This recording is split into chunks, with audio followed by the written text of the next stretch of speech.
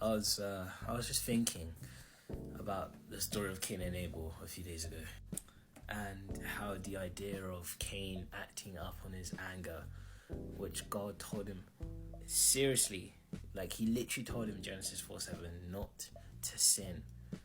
Cain probably didn't know that murder was a sin at the time or what his anger would bring him to, but he told him to stop. Like, let's look at the verse here. Genesis 4:7. You'll be accepted if you do what is right, but if you refuse to do what is right, then watch out, sin is crouching at your door, eager to control you, but you must subdue it and be its master. We need to master our emotions, we need to master our anger, and we need to master sin. But we can't master sin by ourselves. We need someone who is perfect, not a speckle on them, and that is Jesus Christ, and that's what he came down for, the perfect person who lives in us. And with Jesus, you can see that when he was on the cross, he was never angry at anybody. He didn't even complain. He didn't even once scream until, obviously he screamed at the end, but on his way to his death in the trials, he wasn't angry at anybody. He kept quiet.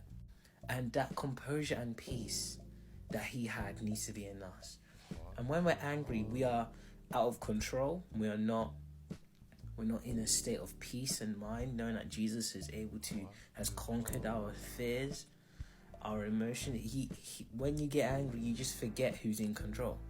And obviously people hurt us, people let us down. That is, it's human to get angry. Like, God is not condemning you for being angry. The problem is when you act on your anger, like Cain did. Got angry, God warned him, sin is crouching at your door, and he kills his own brother Abel.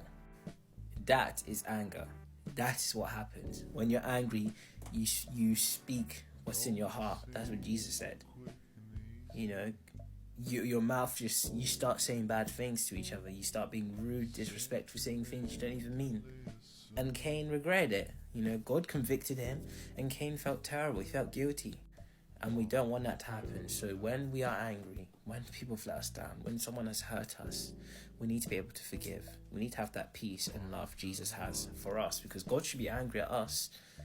And he is when we sin, but he should not. He didn't have to send Jesus down, but because he loves the world so much, he sent his son for us.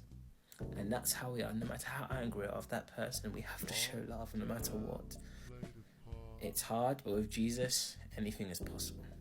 God bless.